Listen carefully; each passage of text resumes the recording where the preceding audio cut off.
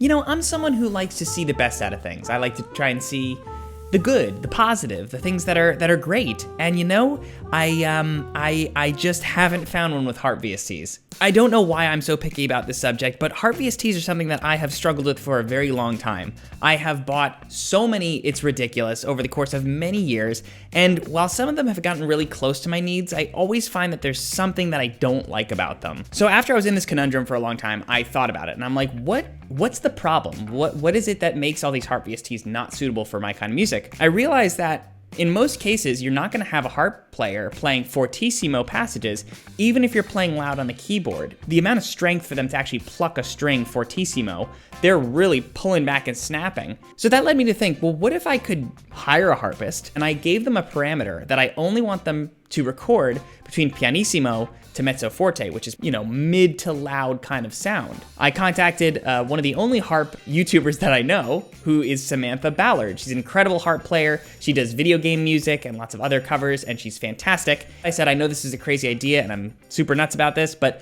would you try making this harp VST with me? She said yes, very enthusiastically. And so we got the ball rolling. So I'm gonna let Samantha introduce herself and what she did, and then I'm gonna showcase kind of how I actually made this VST.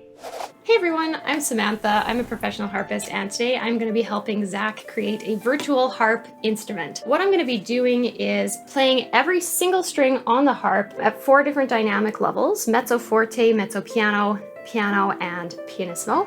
And we'll do that twice, and that way Zach will have lots of different sound files to draw upon while making the VST. As for my microphone setup, I've got 2 small diaphragm condenser microphones in stereo. One of them is pointed more towards the high strings when the harp is tilted back. The other one is pointed more towards the low strings. And they're a little bit closer together than I normally tend to mic, but we wanted to try and eliminate as much room noise as possible because the harp is a pretty quiet instrument at the best of times, but most of its volume, in my experience, comes from playing a lot of notes at the same time.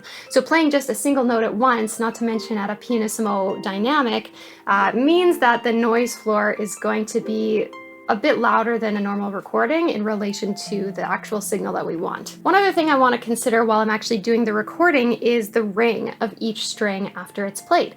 Because on the harp, particularly on the lower end of the instrument, after I actually release a string, you can hear that the sound continues, the string is still vibrating for quite a while after I've actually played the note. So when I'm recording all of the different pitches that we need for the instrument, I do want to make sure that I'm leaving enough space for each note to ring so that Zach has as much access to as much of that ring as he wants to include in the VST. So I'm going to get started getting each of these strings done twice. I'll hand it back to Zach. Now, making the actual VST took hours, so I'm going to actually cut it down, show you a time lapse, and explain what I did. The first step is you take all of the audio files that you've received, or maybe one long audio file in my case, and you have to cut it up. You have to cut it up based on the pitch, so that you can divide it and organize it, and you have to cut it up based on the velocity. Now, Samantha did 2 takes for me because we thought we were going to do round robin, which is essentially when you have a restrike. So when the note restrikes, you get 2 different samples play alternatively. It stops it from sounding mechanical. We actually didn't need it in this case because of the way that I programmed the velocities, which I'll explain later. So I took the second pass, which had the more accurate performance in terms of dynamics. I cut that one all up using some logic shortcuts, and then I saved them into a folder organized very precisely with underscores separating the different values. Now, the reason you do this is because when you load things into Contact can actually separate and identify those different parameters as long as they're separated by that underscore. One note I'll also make is that I did all of my noise cancellation before I actually split these files up. I did noise cancellation using Isotope. They have a good noise reduction plugin. So you basically kind of look for some dead air somewhere that doesn't have any pitches.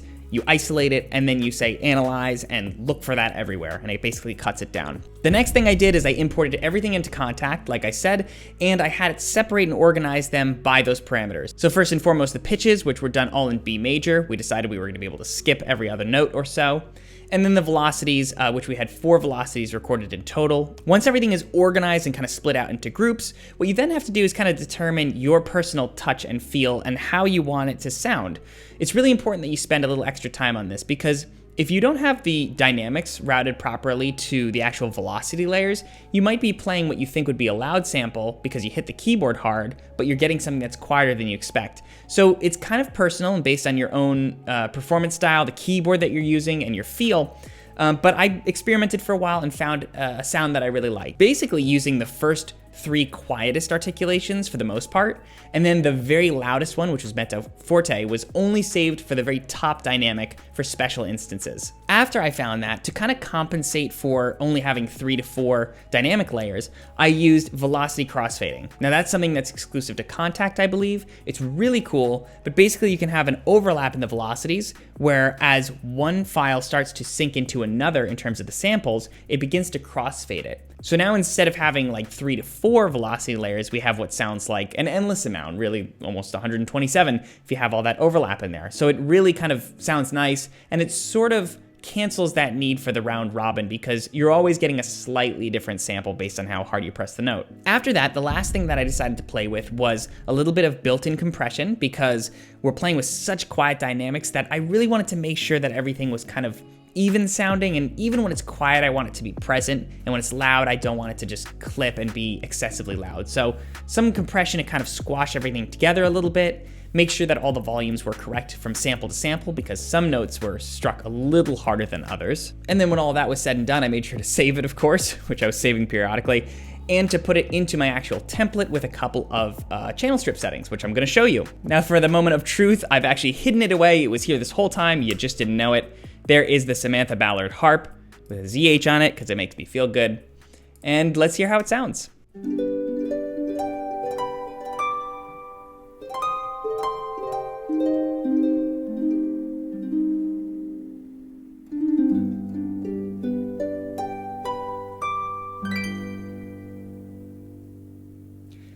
I mean, for me, for my needs, I think it's perfect. You know, there is a slight amount of noise floor, of course, but it's enough. I can deal with it. It's okay. I didn't want to compromise so much of that sound originally that it would cut out all that high frequencies because that's what tends to happen. I was willing to have a little bit of noise floor in exchange for that brightness. And the mic positioning, the way it sounds, the feel, it's delicate. I have some expressive range within that dynamic, but it doesn't push past forte, which was the whole point of me designing it this way. So I'll kind of play one pitch and amp it up so you can really hear that exaggerated, so.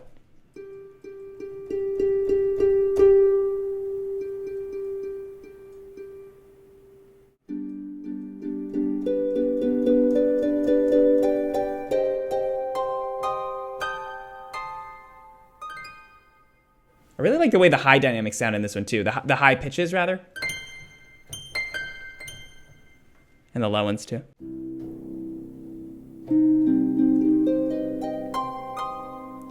Now to be fair, this keyboard isn't even very good at registering different dynamics. It's pretty limited. This is not intended to be a MIDI controller in the first place, but it still sounds great, and I can tweak that even more in post, obviously. So if I'm recording something and I do a gliss, you can see the velocities were kind of all over the place. Obviously, I could kind of make that even quieter, or quiet to loud, or just make the whole thing even louder.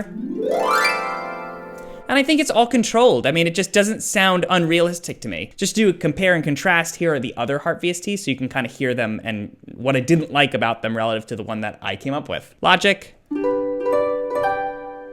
East-West,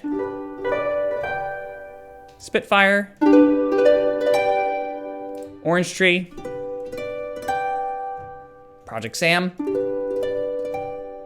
and mine. I would say that mine is closest to Project Sam's, or maybe even Orange Tree. They're kind of similar in there, but maybe I'm biased. I probably am. I like Samantha's sound the best. Now, I know the next question is gonna be, where can I buy this? And unfortunately, I can't sell it because it would be unfair to Samantha, who is a working musician, for me to sell her sound without her consent. So We decided when we made this VST, it was gonna be exclusively between us. It was gonna be something that just I was gonna use. If you would like that sound, I highly, highly recommend that you contact her because she's a phenomenal, phenomenal harp player. You'll get this exact sound, except for it'll be a real musician. And she was a pleasure to work with through this whole process. So I can't recommend her enough. She's a great artist. And at the very least, please go check out her channel because she makes some great covers. I also highly recommend that you create your own VSTs for anything that you feel you can't find in your music. Don't always rely on sample companies to create the sound that you're looking for, you know? So it's just as easy as going out, finding a musician, and making something. That is all for now. I hope you enjoyed this. Please do leave a like if you did, subscribe for more content, and I will see you next week.